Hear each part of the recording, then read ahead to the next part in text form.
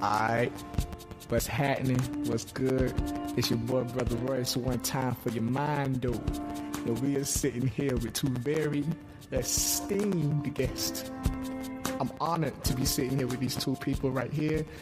My brother, my sister, would you like to introduce yourself? Ladies first. What's going on, y'all? It's your girl Alexis, affectionately known as Miss Sasha Lee.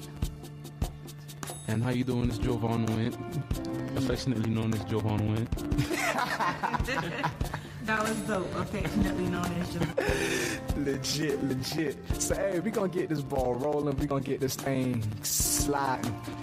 So the conversation that we was having before we got on the air, and I think this is a very powerful, and I think this is a very potent conversation, and I think it's one that we all need to hear, weigh in on. We're going to take calls in at a later time. So, Brother Javon, would you like to get the ball rolling on where the conversation started?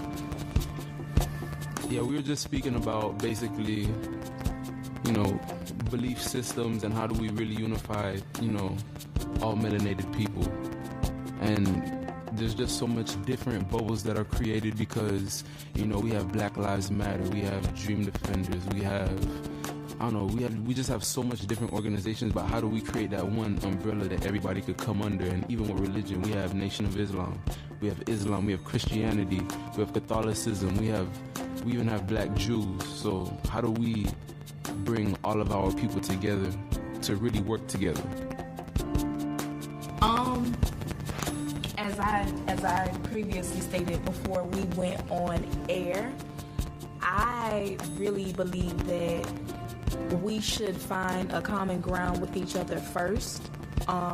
Everyone should be of the same mind, same heart, same interest as far as wanting to unify initially, wanting to help their fellow man and, minus whatever gender preference or religious background you have. If we can come together very baseline as far as our common goal or what our interest is and what we're trying to achieve, that's the start. We can definitely, make waves and unify as far as building something.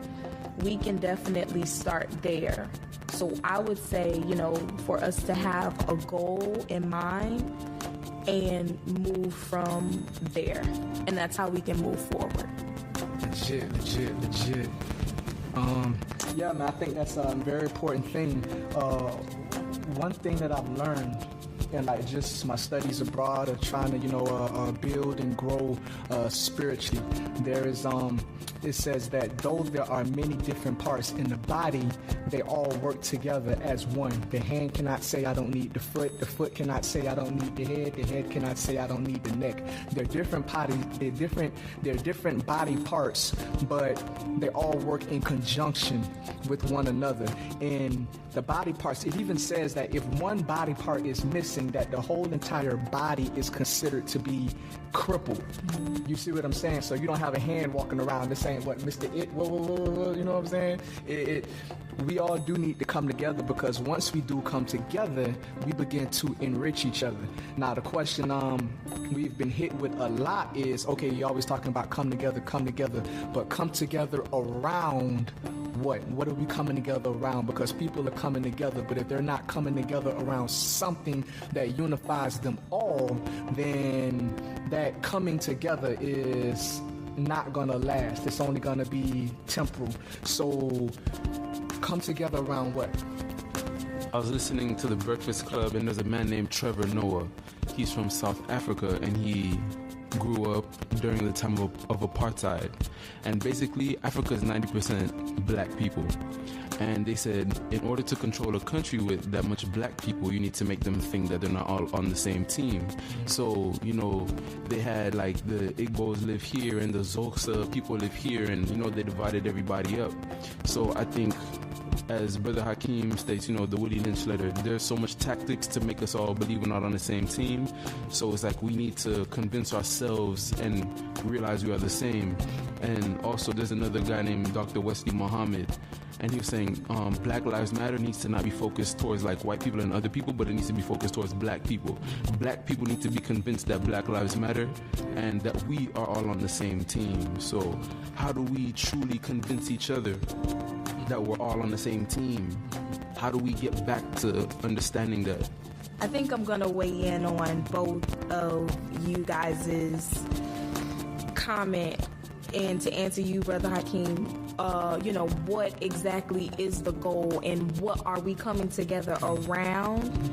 I would say that would be at the discretion of us as a people. Again, we're coming from so many different backgrounds, as Javon mentioned. We have so many different religions, so many different practices, and so many different customs, to where, as I stated earlier, we have to find a common ground in which we're willing to work on, minus our differences, customs, backgrounds, and nationalities as far as, different islands are concerned. So, for example, if we as a people decide, and this is just an example, if we decide we're tired of gun violence, this isn't strictly to the Christian church, the Baptist, the Catholics, that Black Jew. We as a people are saying we're tired of gun violence. We're saying we're tired of our kids in the neighborhood, picking up guns and randomly killing each other. We're saying we're tired of gangs. We're saying that we want better neighborhoods. So, in retrospect, you're not going to promote that message to only Black Jews if you're a Black Jew, or only Muslims if you're a Muslim, or only Christians if you're a Christian. You're going to spread that message generally because that's the goal we're trying to accomplish. If the goal is trying to stop gun violence, then you're going to be proactive toward the issue at hand. So, to answer your question, Hakeem, I really feel like, once we come to a consensus of what exactly we want to do, that's how we can work to tackle that center that you're talking about. Because believe it or not, we are the center. We're already it. It's us. Right. So, we just have to learn how to navigate around that center, making everyone feel comfortable. Yeah. And like I was saying about, holding hands, we need to hold hands because we are the center of it. Yeah. So, that's how we get there. Legit. What you got over there, brother? Oh, that was a good answer. We do need to rally around causes which affect us all. But how do we get everybody at the table? How do we get everybody willing to sit at the table and have these discussions? Like, does it have to be your child that gets killed? Does it have to be somebody close to you for you to, want to partake in the discussion? Because I feel like there's so much of us that understand what's going on. We might talk about it today, but tomorrow we're going to forget about it. Like, we lose the fire. So how do we keep the fire? How do we make people understand how important this is and how urgent we need to be when addressing these things? It's one thing that was very powerful to me, and it led to me starting the Black Student Union. When I read the Willie Lynch letters, which is pretty much, people can say the Willie Lynch letter is not real. People can say the Willie Lynch letter was fabricated. It doesn't chronologically line up, whatever it may have you. If it was actually real, or if it was something that was written about actual events that happened as like a satire or something. The point is, those events happened.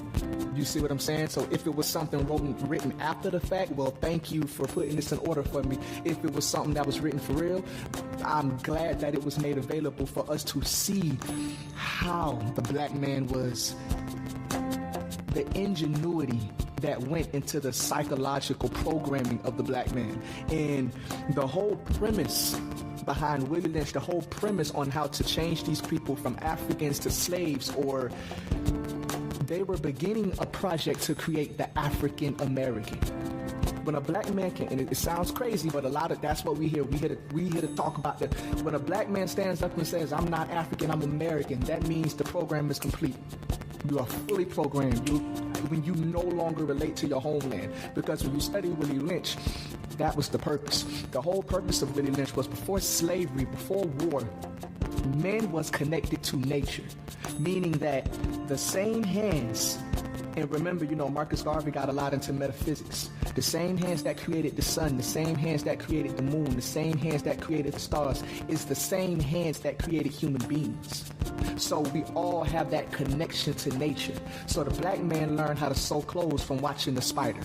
The black man learned how to hunt from watching the lion. We learned from nature. That's how the whole entire world was educated from the discoveries of Egypt, because everything was discovered. They would watch the stars and tell how the moon would wax and wane, and when there would be no moon and when there would be a full moon. So the whole purpose of Willie Lynch was to separate us from our nature.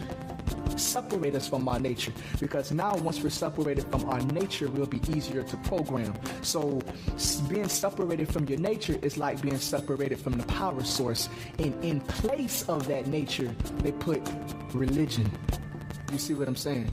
So now I've always looked at, okay, once the black man is plugged back into his God, not into a religion, but plugged back into the creator, our creator. Once we are plugged back into that power source, now we will have the power source to have longevity, to see clearly, to be able to focus, to be able to concentrate. I was watching the Malcolm X documentary that they did with Denzel Washington, and I like the way the man said to Malcolm X. He said, "We want to get you off of this country's drugs." Like, women is this country's drugs. It's not just weed, but alcohol is drugs. The pornography is drugs. All of these things is different contaminations to the black man's body that we have to now go through its little batteries because we're unplugged from the power source. So I do believe that one thing that can unify us all is God. But in order to even delve into the fact that, okay, Willie Lynch thought it was necessary to separate us from our nature, so that means there must be something important about us being connected to our nature. In order for us to even talk about connecting to God, we first have to talk about what is the purpose of religion. Would you like to weigh in on that? I would like to actually touch on Javon's question about unifying, and then I can transition into religion. But as far as unifying us, it is at our discretion as a people. Everything is a choice. If we choose to love each other, it's because it's a personal choice, because at the end of the day, that's what love is. Love is a choice. Right. So we have to choose to love each other, and guess what? When you make that choice, everything else falls into line. When you learn how to love somebody, you're not saying, hey, I'm interested in you, you're interested in me, give me your manual, what should I do? You just do it. It just flows. You learn how to hug them, you learn how to kiss them, you learn how to please them. You go with what feels good. And like you said, it's nature. So very innately we will develop that, so long as we decide that we want to love each other, that we want to bring that back, that we want the village to raise our kids instead of me having my kids in the house and you mind your business. We have to start taking ownership of each other as brother and sister. And guess what? Once we start taking that ownership, saying you are, my sister's keeper, I am, my brother's keeper. Once we take on that mentality, then we will naturally have that love for each other. We will naturally want to care. We will naturally want to invest. We will naturally unify. There isn't what I would say a programming or a mapping. It starts with us internally. So even for the three of us that are here now, this is something that started with us. It wasn't something that we had to be coaxed into. It wasn't a program we read. It wasn't a book we read that made us want to come here. It was the desire for us. It was the love of our people that made us want to do this. So even if it starts with 3 people, that's fine. And we have to be okay with that, because we understand that some people don't necessarily have that understanding of getting back to nature, and we shouldn't allow them to be afraid of that because they're not as, what's the term that the kids use, woke. Right. We can't allow the lack of knowledge to intimidate people, because you have people that want to know, and the fact that you have so many scholars and people that can intimidate you and make you feel like you're not qualified to know these things, then it can also hinder you, and it can keep people in a state of ignorance. Right. Because they already know, and people really take comfort in that. Ignorance truly is bliss. So in terms of us unifying, I feel like that desire, will come very second nature to us, because, we are very loving people. Right. Now, as far as your question about religion and, its place, I personally believe it was a method of control. Yeah, no doubt. It is a control mechanism, and for some people it's good, for some people it's bad. People go with what they feel. Right. And I feel like once you go with what you feel, once you start labeling it religion, yes. that's when people start to separate. Right. That's why in the beginning I said if we could get rid of that religious divider, that political divider, that sexual preference divider, that really is every, citizen's personal business. Right. We can bridge that gap. Right. Agreed. We definitely seeing that is, like Brother Javon said, the African brother, that it is a major strategy that they have to keep us divided. And anytime that anytime we find our home, anything that begins to now attack another group or another audience with people that look just like you, we know that, okay, that's a system of control, that's a system of manipulation, that's a system to keep us subjugated. And I like how she said love is nature, because that's actually what nature is. Nature is not something that you have to get out of a book. There was no books back in African times. This was all the stuff that they learned just by feeling, just by looking, just by using their senses, just by observing, not letting the TV think for them, or not letting the radio think for them, or not letting another man have to come and tell them what to think, how to think, but just being there in the moment, And I do feel like love is the nature. But when you start getting to, okay, I have to go to this book to tell me how to do it. Not that there's anything wrong with the book. The book can be a key to kickstart the engine. It can be something to crank the car. But I do feel like love is that nature, especially, if you're a scriptural guy, that God is love. You see what I'm saying? I feel like because we've been separated from nature so long, that we have to understand what it is from what it truly is, because nature is something that is embedded inside of us, not something that we have to go without and look for. But Brother Javon, what did you? Just like how you said, a book can start the engine. Right. I agree with that 100%. I think that, okay, when you're a baby, when you're born, you need your mother's milk until you're strong enough, and your immune system is strong enough to, carry you on your own. No doubt. When you're first riding a bike, you have training wheels, and then you remove the training wheels until you can, ride the bike without it. I think that religion can be like that. Yeah. Religion can kickstart you until you are strong enough spiritually to do without that religion. Just like if you're starting a business, you need startup money until you build enough capital to carry yourself. So I think that we do need something to start up the engine, since we've been disconnected for so long.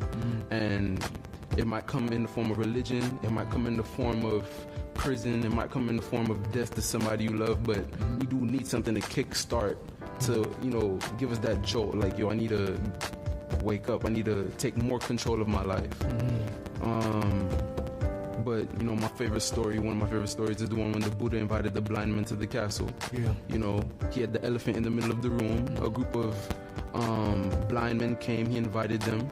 They all felt on different parts of the elephant. Some felt on the trunk, thought it was a hole. Some felt on the tusk, thought it was a spear, some felt on the tail, thought it was a broom, some felt on the foot, thought it was a column of a building. They all started fighting.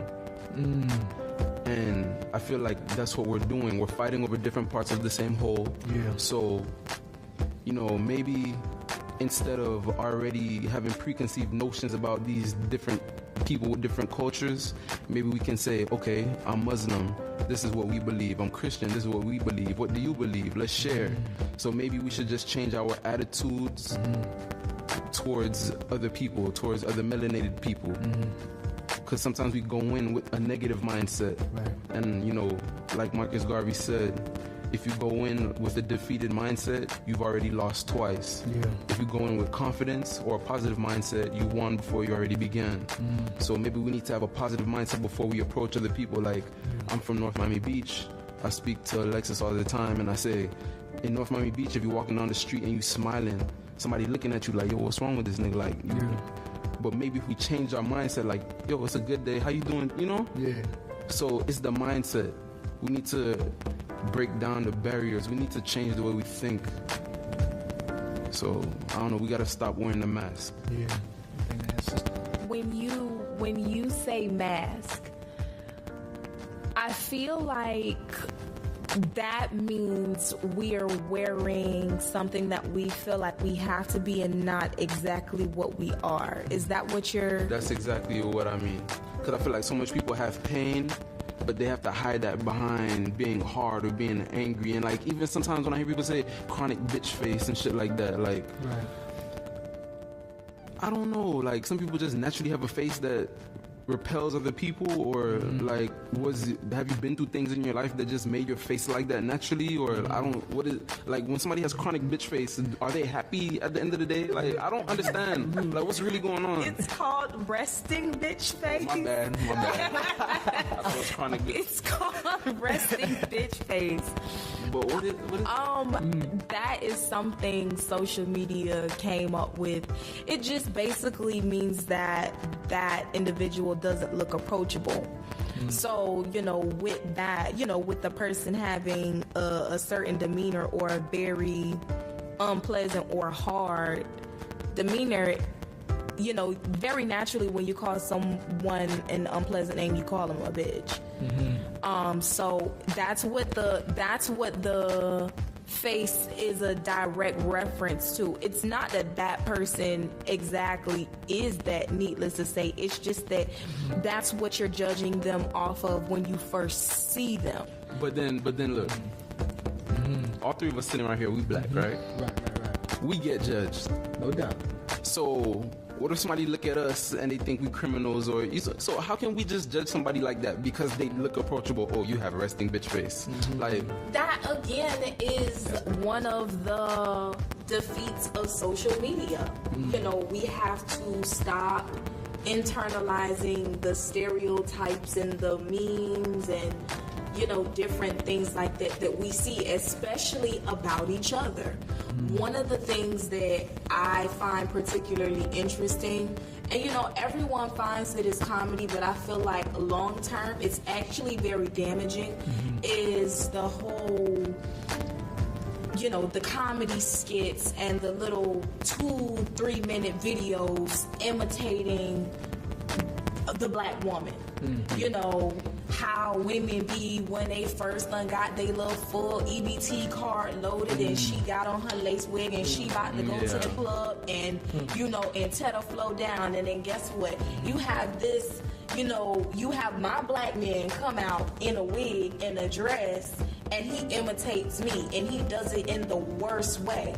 Because 9 times out of 10, my weave don't even itch that bad. And they make it extra. 9 times out of 10, I don't even pop gum like that. 9 times out of 10, that's not even how I twerk in a club. Maybe a little bit, but you get what I'm saying. You know, we have those things, and then you have to, what we as a people have to understand is that when other cultures see that, especially coming from us, they internalize that. And at that point, we have no one to blame but ourselves for that image. You know, you have these guys that do these skits and everything, and, you know, it's all fun and games. But at the end of the day, if I'm a Mandarin, you know, person, or I'm from Lebanon, or I'm from Russia, and I have no idea, the slightest idea about what melanated folk do, and this is the first thing I see, and I see it coming from a melanated man, and he's imitating his melanated woman, I'm gonna feel like it holds true. But you don't even have to go that far. You don't have to go to China or Russia or Lebanon, because there's white people who live maybe a block or 2 blocks down over the bridge, and they think that's truth about black people. So, and even more, I feel that a lot of the melanated people who are very disconnected from themselves, they want to live up to these stereotypes. I've had homeboys, even me growing up, we would listen to certain rappers and certain artists, and we would listen to their rap songs and learn how to be better niggas, you feel me? Like, that was our gospel, you feel me? Even when you listen to Kendrick Lamar's album, the first one, Good Kid, Mad City, they ask, like, because in the album he has different parts, like different skits where they're having conversations, and his homeboys say, what did Jeezy say since day when I was the man on these streets, you feel me? Like, so much of us listen to music and watch TV, and we want to be like that. We want to be harder, we want to be heartless. Like, there was some days where I was like, I was too friendly today, tomorrow I'm not gonna be that friendly, you feel me? But it's crazy, like, images really do mean a lot, and we judge and we take so much from images that is sickening. We gotta stop doing that. Shout out to Kendrick Lamar, by the way. No doubt. And J. Cole. No doubt. Kendrick Lamar he's definitely a staple in the community for Cole world. You know, the type of music that expresses a lot of how we really feel. And you know, things that we really should be looking toward, like the new Jay-Z album 444. Never heard it. You know, he made a lot of good points about, you know, us as a people, like building and rebuilding. And one of the lines that I just thought was so epic, he said, what I look like drinking Belvedere when Diddy's got Ciroc, or something to that effect. He called out a vodka, and you know, that wasn't manufactured by a black person, and he said, well, why would I drink that when Diddy's got Ciroc? Like, you really should be supporting that, man. You should be supporting Ciroc. You should be supporting effing vodka. And he, you know, he dropped those gems in, you know, in the music, but hip-hop is another discussion for another day, in rap music, and you know how those things influence us. But also alcohol. I think we're gonna come back to alcohol too on a later date. He made a lot of really good points in that album as far as black empowerment, progressive politics are concerned. So, you know, shout out to Hov as well. No doubt. And I think a lot of it, I love what Kendrick Lamar is doing. What I hear a lot in Kendrick Lamar's music is, I hear like identity.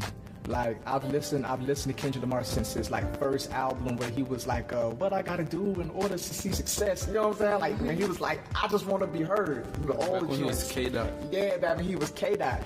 And I feel like Kendrick Lamar has went through this process where he's beginning to find his identity.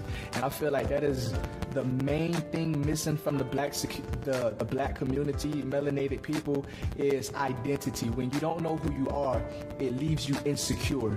Now when you're insecure, it makes you now lash out and attack other people. You know, you begin to subconsciously see everything as a threat to who you are, because you don't know who you are. Now you begin to judge yourself as compared to other people around you. Now it becomes easier for you to assimilate the different cultures around you because you don't know who you are. I was watching a commercial for the show Power. Power is the big thing everybody watching. And I don't know how the season started, but now this season he's in jail. And he got to fight off getting shanked. And I'm like, all of the images on TV of the black man, they have to be in jail.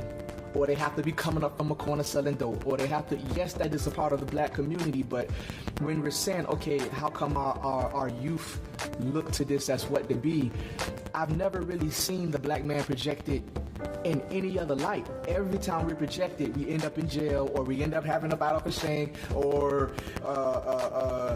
the black woman is popping her gum, she's snapping her fingers, she's rolling her neck, she's in the club. That's one thing that we do, you know. And I feel like because black people don't have our own culture, Marcus Garvey said something that was crazy. He said, why are we the only people that don't have a flag?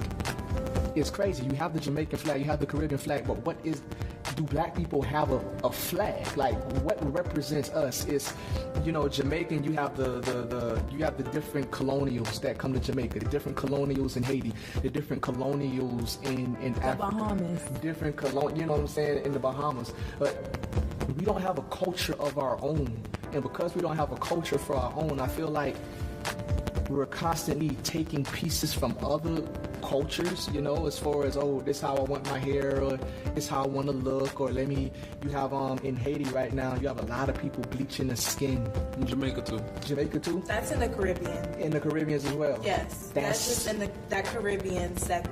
Everywhere. That's crazy. I see it. Even when you go to Africa, you know, I was talking to Dr. A.K. Tusu, which is the one who makes the clothes, and he was like, when you go to Africans, the Africans over there look just like Americans. They're wearing suits and ties, and they're opening insurance companies, and they're doing music videos with money and diamonds and jewels. And Dr. A.K. who's from Ghana's like, that's not even our culture. Like, you're just emulating what you're seeing them doing in America. So is there any steps that we can take to rebuild the culture of our people? Or what do you? So allow me to, you know, snap my fingers and pop my neck and roll my eyes and interject. Yeah, that's one thing that we do. It doesn't define us as a people. You know? Let me do all of that and interject. We would have to stop allowing ourselves to take those roles. I mean, this goes back to blackface. You know, we knew that those roles weren't conducive to a positive outlook. You know, they did it for money. They did it, you know, in a sense of living. They did it for whatever reasons, but like I said, you can even go back to blackface and see that we were never really portrayed in a proper light. What is blackface? So, Go ahead, brother Javon, explain, give some context. No, I'm just saying, because for the people that don't know what blackface is, I'm just saying. But back in the day, you know, the white people, they used to paint their faces black, and they would put on minstrel shows, and they would be very clumsy or very, you know, just uneducated and just looking like a fool. And basically that's still what's going on today. So I just feel like a lot of the roles we take were either fools or slaves, or even I think Jadakiss said it in his song. He's like, why did Denzel have to act as a crooked cop in order to win his was it a Grammy? But you know, why do we have to take these roles and reinforce the garbage in order to be acclaimed? Or for the sake of livelihood, I would say that was one of Taraji P. Henson's points that she made when she got her first Oscar, I believe. She got it for her role in Empire. Is that her show? Empire. You know, and in her speech, she made a point to say, of all the roles I've played, positive roles, this is what I get awarded for. You know, so needless to say, we kind of take what's given to us. We've always done that. We've always taken what we've been given and we've made more of it. Now, needless to say, as far as, you know, media is concerned, we do play a big part in the outlet that other cultures see of us. Unbeknownst to us, we don't feel like it's that damaging, especially, you know, when the check is, you know, pretty hefty. We don't see that. However, we play a big part in that. And we don't understand how detrimental that is to culture because it's a constant reinforcement. Just like what Javon just said about the crooked cop, you know, Denzel probably would never be a crooked cop in this day or the next. But again, that is what got awarded because that's the message that social media wants to send. So, very naturally, it constantly gets perpetuated in different things, in commercials and, different things that we see, because we don't mean to do that, but we can. Especially if we're trying to just make an honest living out of something, it can very haphazardly turn into that. No doubt. And I'm pretty sure that if you sat down with Denzel, if we ever got a chance to sit down with Denzel, he would not say that that was what he was intentionally trying to portray. Right. I personally love John Q. Yeah. John Q was one of my favorites because John Q really showcased the love of a man for his child and those extremes that he's willing to go by any means necessary. And he also played Malcolm X, so you feel me? Yeah, my full circle. Legit. That was but legit. It was, John Q is one of his, I would feel like one of his most notable pieces of work, since we're in the social media and media outlet right now. But we would definitely have to start taking those chances and changing those outlooks. I had a chance to work on a film actually back in May, produced by Aaron Johnson. The movie is scheduled to come out to the Sundance Film Festival in August, and we have to take our time, energy, and finances to put out the messages that we want to put out. Moonlight was beautiful. If you are from Miami and you know Miami, you were able to sit there and look at that movie and look at the scenes and know exactly where that came from. And we do have control over that. Like Spike Lee. Yes, definitely Spike Lee. One of my personal favorites as far as, taking things back to where they need to be and supporting it is Usain Bolt. I believe I shared this with someone. When Usain Bolt won the Olympics, he said, if you want to work with me, you have to bring the work to my country. Work my people. Yeah. From interview to photo shoot to cover on the cereal box. Bring it back to Jamaica. Give Jamaica that work. My people need that money. Yeah. My economy needs that. Since I'm such a commodity to you, you're going to have to do something for me. And guess what? If we could take whatever needs that we have and turn it into production and start to produce for ourselves and require other people to work with us, there's no reason why we can't take back that control. Legit, brother Javon, legit. Snaps. Can you pick up snaps out? Yeah, no, that's real. Pertaining to image, I think that's one of the reasons why they're demonizing Bill Cosby. Yeah. Because when I was listening to Wesley Muhammad, he just said everything that I was already thinking. He was saying how basically the Cosby Show, it was a very pivotal show, and black enrollment in college and all of that went up during the time period of the show. Different world. Yes, and spin off a different world. Bill Cosby was such a positive, pivotal image, and he also wanted to buy CBS, the TV station, the network. And whenever we reach certain heights, they try to stop us. So I just think that we need to put, certain things in place for when we do reach these heights again, that if something was to happen to a leader or leaders, we can still keep the ball rolling and we don't just stop. But images are just very important, and we need to be mindful of the image that we give off and the images that we believe in. So I just think we need to question everything. We need to reflect on ourselves. There's this man in prison. His name is Curtis Wall Street Carroll. He's from Oakland, California. He's been in prison for 20 years. Basically, he said that in his family, if you were not doing drugs, you were selling drugs. He said he never saw any positive role models. I understand we do need to take ownership, but we need to understand why we are in the situation we're in. He never had any role models. He's from the hood, surrounded by drugs. Mom was a crack addict. Grandmother was a crack addict. And he ended up murdering somebody. And he said one day when he was sitting in prison, he was watching the television and a young man was killed. And he sat there and he said to himself, I wonder how his parents feel. He said he never felt that feeling before in his life. But he had to go to counseling to understand that feeling he had. He never ever thought about something like that. So he ended up growing a conscience. So the thing is, we need to understand when we're exposed to negative experiences or we're put into a traumatic situation and grow up like that, our brain develops differently. So a lot of us are at more of a deficit than others. It's true. So like Alexis said in the beginning, we do need to hold each other's hands. We need to be each other's therapy. We need to be patient with each other. Because, when you just have people enslaved for how many hundreds of years, then you tell them they're free, that's the beginning of the battle. That's not the end. That's the beginning.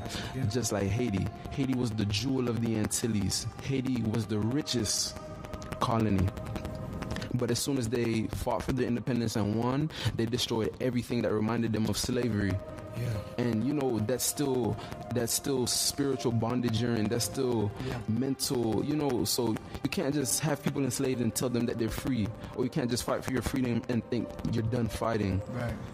So I don't know, I feel like a lot of us have become complacent, and we just need to reflect, and we need to be patient with each other. A lot of us are not patient with others. Yeah. As a final thought for me, to piggyback on what you just said, Javon, we are not patient with each other because we're not patient with ourselves. It really is an inside job. So from the way I see the world to the way I see my brother or my sister is truly a reflection of how I see myself. True. If I don't smile, if I don't say hello, if I don't reach for a handshake or go to embrace you, it's because there's something within me that I haven't dealt with.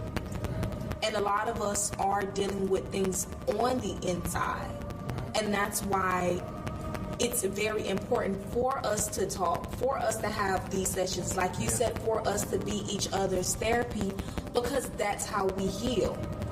Because even going back to the resting bitch face, I understand it because I've been told that I look mean, but guess what? When I hear another, woman say, everybody thinks I'm so mean, she and I connect because it's like, oh my God, why do people think I look so mean? I'm the sweetest person ever. And then guess what? I know, right? What do you know? We're friends. Right. So, we have to, allow ourselves to embrace people. Like you said, we have to learn how to be patient. That is 100%. And guess what? Most importantly, we have to learn how to love. Yeah. We have to learn how to love ourselves because guess what? If it doesn't start with you, it won't be, it won't be spread or dispersed to anybody else. I agree, and your cup has to be full before it can overfloweth. So a lot of us, trying to help each other with empty cups. True. Not that you have to, make $1 million before you can help somebody else, but you can help people on the way. But as long as you're making those steps towards, understanding and loving and building awareness towards yourself, you can then help others. But if you're neglecting yourself, you can't truly give to somebody else, whether it's spiritually, financially, physically, emotionally. And I do believe one thing I do know, the biggest thing with the black community that we don't like to talk about very often, maybe because it's subconscious mostly, but we do have self-hate. We do have self-hate. And if you look at, the different leaders in the past, Malcolm X, Martin Luther King, Garvey, they've all had different thought processes, for lack of better words, for why we have this self-hate. Malcolm X pretty much proposed that because we want to be accepted so much by other people, we want to be accepted so much by other people that when we don't get that acceptance, we begin to hate ourselves. Well, why don't they like us? Why don't they care for us? Dr. A.K. Tusu, a guy from Ghana came, and when the guy from Ghana was talking to me, he said, the blacks in Africa and the blacks in America have to reconcile.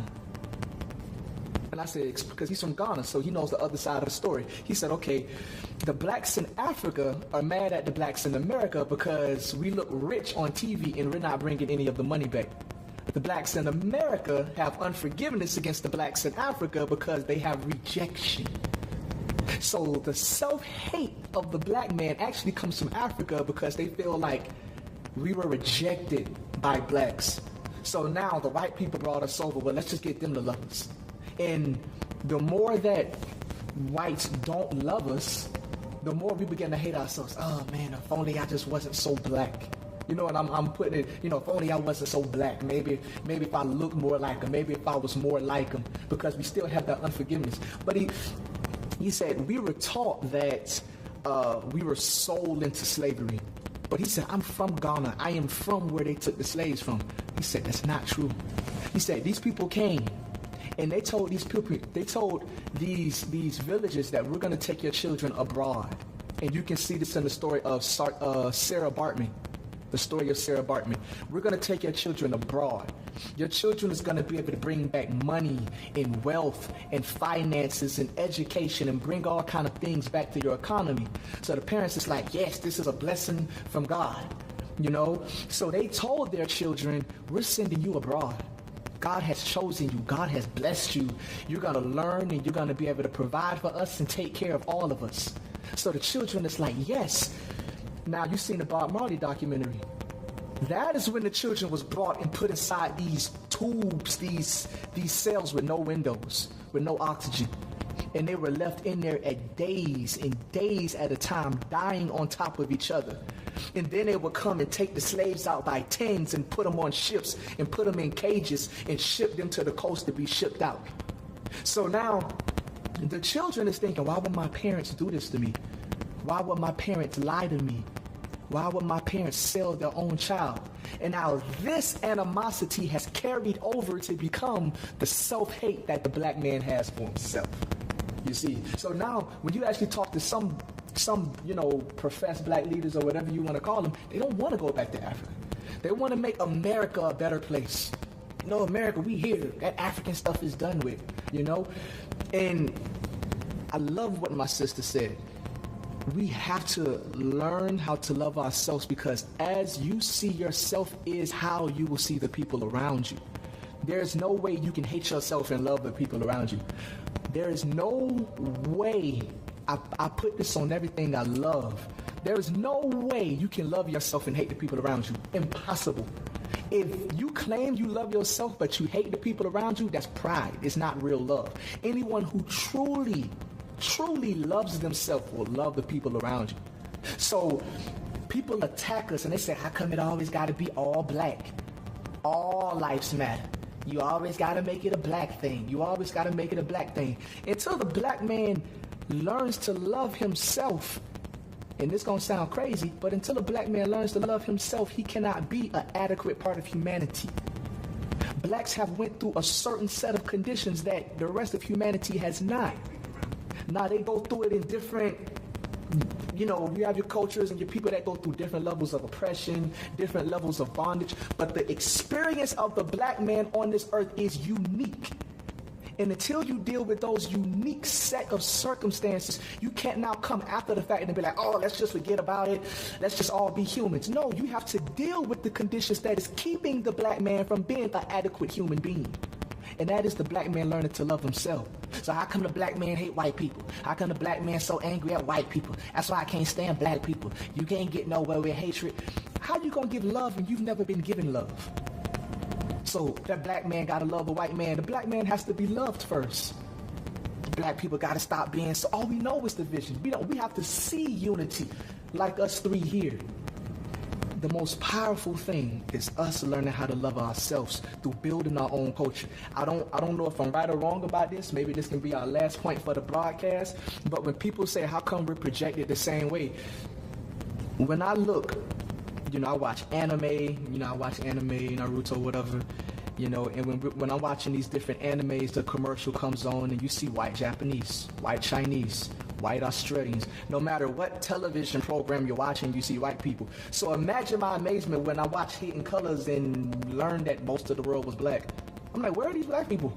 Because all I see on TV from every culture in the whole entire world is white, white, white, white. Until you realize that all of media is controlled by one group of people.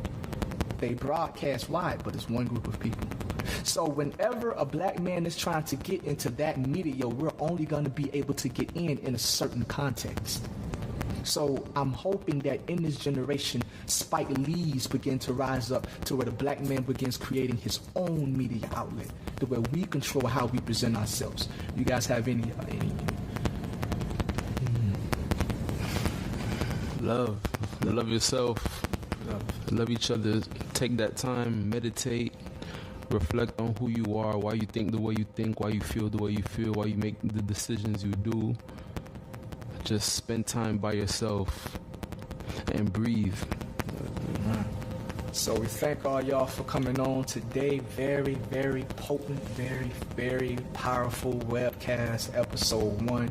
If you have any questions, we're going to put this number out here. This webcast does have a number. It is 754-800-GLUE. 754-800-GLUE. And that is God, that is love, that is unity, that is enlightenment. We must stick together like glue. 754-800-GLUE. Call in or text, leave your questions, and we will answer all your questions during the next broadcast, or leave your comments below, and we will answer all of your questions during the Q&A of the next broadcast. So we love y'all. Blessings, manifesting, and all of y'all, please give some closing remarks. Release that positive energy to the listeners.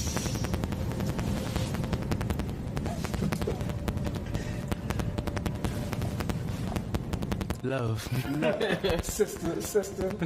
You can. Love yourself. Yes. Love yourself first. Give that good energy to your family, to your friends, to the people around you. Yo, what's happening? It's your boy, Brother Royce, one time for your mind, though. Yo, the new mixtape, X Out the Mecca, Volume 1, Return of the Red Prince, is available now for streaming and downloading on your computers and your mobile devices at the website gluealkebulan.com/music. On Volume 1 of this trilogy series, you're gonna get such tracks as I'ma be the man who stand for the truth. Went from crumbling grass to a burning bush. That's the plans that I am if you turn to look. You see, I am that I am, wanna burn in you. Learn the truth, but you trying to burn your roots. Swerving you, bust into the burning mute. Turn the shoot. Cowboys Michael Irvin too. When you hit the corner, you got another two. Only you, but they lying and they graving. They ain't got no one to teach their way out of slavery. They ain't got no one to teach the way to the babies. Cause babies having babies, Moses Christ will stop and save them. Yeah. Like night. Against my hesitations and fears, my dedication severe. So I fight out unbelief and depression that eat the years. Inspiration of everything I hold dear. When pleasure threatened to take me directions I ain't still. Doubt of self of this the trajectory that you steered. Alive and well is hope in the ocean for all my peers. The Bible cares to know where ocean flow over piers. And the boat that brought us over named Jesus reverse steer. They kill reverend, speaking these lessons we must hear. My message is more SOS stressing it will appear. Projection is to test my confessions, and if it's real, but don't second guess yourself in that test you will persevere. I know you're scared, hold my hand, we're going there. No one said it's gonna be easy, it's gonna be hell. They show they cares, condolences for older years, but they give us partial freedom, not fully, they hold it there. So hold it there, listen partner, I know you're scared. Oh, what we will do when your noose is no longer there. My soldier there, popping them pockets, I don't despair. Well in the dark, we need kahunas like Dragon Ball solar flare. Slide till our eyes turn, my eyes hurt, they ain't using in a while. Line 995, not a time. Slide from the kind, yeah, okay, we slide till our eyes tie. Our people in the dark, ain't no better time to shine. In the shadow of valley of death where we reside. I ain't talking weed when I'm talking tree alive. Ha, man, I'm high off the revolution. Ain't getting high as a league, shit, we need resolution. And you know I keep it going like a revolution. Keep my music in rotation like a revolution. With the music, watch me turn the valley into grooving. With all God, I guarantee we never lose it. But without them, we'll remain in this destitution. In of time, I'm looking for some restitution. But black people gotta take back your God. Take back your economy, break the facade. Take back the family, get literacy.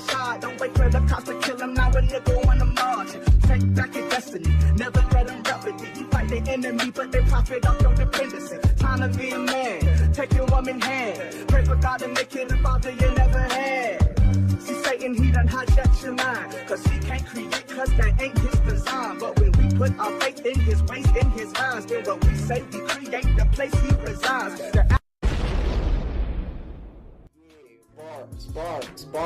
Bars. So listen, if you want lyrics, you want flow, you want enlightenment, then get you conscious, get you woke, and get you right again, then head over to the website, Alkebulan.com, and download the new mixtape, Exalt the Method, today. Holla at you. Sweat and tears, this my medicine was stressing that unsettling direction that my brethren is heading in. They telling me God is in control, I'm always stressing it. And I know that God is on the throne, but I tell him this. Got children just spilling all around, but you see blessings, bitch. That's why Christ ain't choose disciples from the church, he resurrect.